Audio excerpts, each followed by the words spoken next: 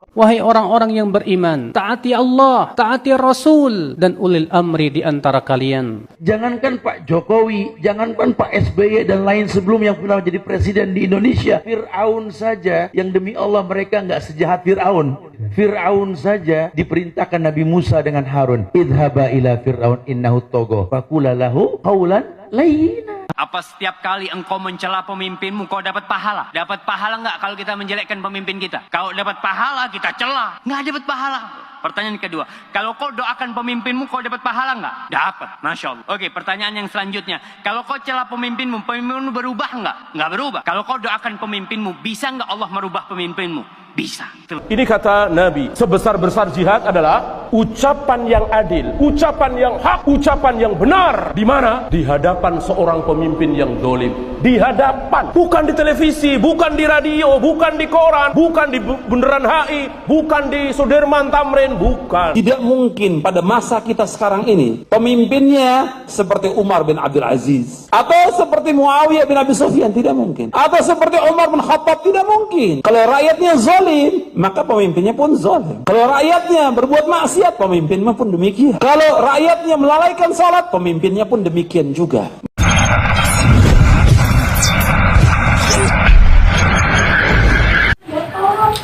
Assalamualaikum warahmatullahi wabarakatuh. Bismillah wassalatu wassalamu ala rasulillah wa ala alihi wa sahbihi wa mawala amma ba'd. Allahumma salli ala Muhammad wa ala ali Muhammad. Sahabat anak pasar hijrah yang semoga dirahmati Allah subhanahu wa ta'ala, banyak di antara saudara-saudara kita ya kaum muslimin yang lainnya mengatakan bahwa aliran Salafi Wahabi itu ekstrim katanya.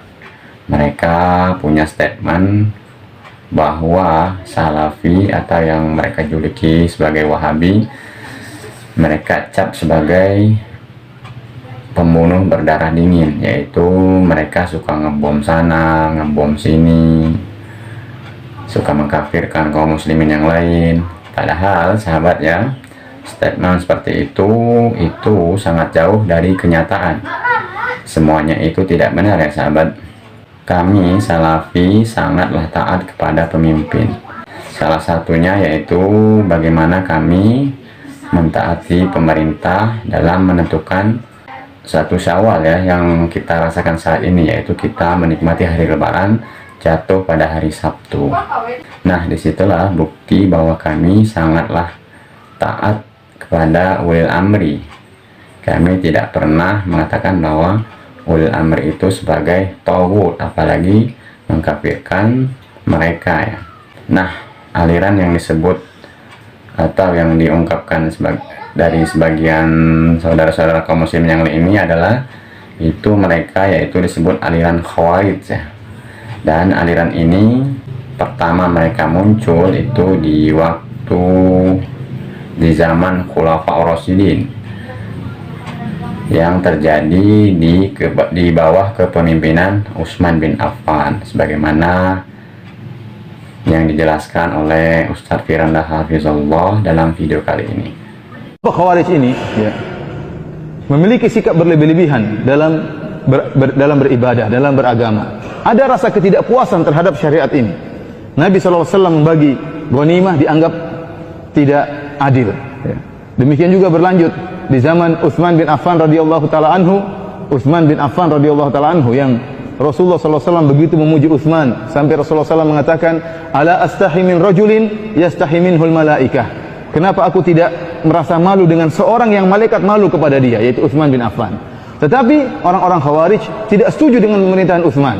Mereka menganggap Utsman tidak adil, maka mereka pun memberontak sehingga mereka akhirnya membunuh Utsman bin Affan radhiyallahu taala anhu tatkala beliau sedang dalam rumahnya sambil membaca Al-Quran, maka beliau terbunuh sementara darah beliau ya mengalir di Al-Quran yang sedang beliau baca. Padahal siapa lagi yang lebih adil seperti Utsman bin Affan? Siapa lagi yang lebih soleh dan bertakwa seperti Utsman bin Affan? Tetapi orang-orang Khawarij tidak pernah puas. Dia menganggap para sahabat ya tidak adil. Dia menganggap para sahabat ya harus sempurna, sehingga mereka pun memberontak terhadap Utsman dan membunuh Utsman. Demikian juga di zaman Ali bin Abi Thalib. Di zaman Ali bin Abi Thalib mereka pun protes kepada Ali bin Abi Thalib. Mereka mengkafirkan Ali bin Abi Thalib gara-gara Ali bin Abi Thalib hanya mengirim surat kepada Muawiyah. Ya, gara-gara mengirim surat kepada Muawiyah, Ali bin Abi Thalib dikafirkan. Ya, gara-gara Ali dan Muawiyah mengadakan perjanjian, ya, di antara dua kelompok ini, kelompok Ali dan kelompok Muawiyah, maka orang-orang Khawarij pun mengkafirkan Ali bin Abi Thalib radhiyallahu taala anhu. Oleh karenanya Khawarij muncul secara kelompok itu di zaman Ali bin Abi Thalib. Muncul secara kelompok besar, muncul di zaman Ali bin Abi Thalib, membangkang dari pemerintahan Ali bin Abi Thalib. Yang sebelumnya mereka bersama Ali bin Abi Thalib, namun tatkala mereka mendapati sikap-sikap Ali yang mereka tidak benar, mereka langsung mengkafirkan Ali bin Abi Thalib dan memberontak dan berusaha untuk membunuh Ali bin Abi Thalib. Keluarlah 6.000 dari pasukan Ali bin Abi Thalib membelot dan ingin menyerang Ali bin Abi Thalib. Mereka adalah orang-orang Khawarij, 6.000 orang. Tatkala itu Ibnu Abbas radhiyallahu ta'ala anhuma datang kepada Ali bin Abi Thalib. Ibnu Abbas mengatakan, biarlah wahai Ali, saya ingin berdialog dengan mereka, siapa tahu mereka sadar. Kata Ali, ini akhafu alaik, saya khawatir kau akan dibunuh wahai Ibnu Abbas. Ibnu Abbas adalah sepupunya Nabi sallallahu alaihi wasallam. Maka Ibnu Abbas radhiyallahu ta'ala anhuma datang mendatangi 6.000 orang-orang Khawarij, dan dia memakai pakaian yang sangat indah tatkala itu untuk bertemu dengan orang-orang Khawarij. Tatkala bertemu dengan orang-orang Khawarij, yang pertama dikritiki pakaiannya Ibnu Abbas. Kenapa kau pakai pakaian yang indah seperti ini wahai Ibnu Abbas? Ya, Ibnu Abbas mengatakan Rasulullah SAW pernah memakai yang lebih indah daripada yang saya pakai. Kemudian Ibnu Abbas membacakan firman Allah Subhanahu wa taala, "Qul man harrama zinatallahi allati akhraja li ibadihi wa thayyibati minar rizq." Katakanlah, siapakah yang mengharamkan perhiasan dan keindahan yang Allah keluarkan bagi hamba-hambanya dan perkara-perkara yang baik. Dari sini sudah nampak bagaimana orang-orang Khawarij, mereka sikap ekstrim. Mereka memandang seorang yang soleh tidak boleh pakai baju yang bagus. Seorang yang soleh harus pakaiannya kumal, ya, harus pakaiannya jelek, ya, tidak rapi. Itu orang yang soleh. Sehingga waktu Ibnu Abbas memakai pakaian yang indah, mereka protes. Padahal diperbolehkan dalam syariat Islam. Terjadi dialog antara Ibnu Abbas dengan mereka, sehingga akhirnya 2.000 sadar dan bergabung dengan Ali bin Abi Thalib, tinggal 4.000. Maka kemudian terjadilah peperangan yang dahsyat antara pasukan Ali dengan pasukan Khawarij, sehingga akhirnya terbunuhlah sebagian besar mereka, dan sebagian kecil mereka kemudian kabur lari, kemudian melanjutkan pemikiran Khawarij mereka.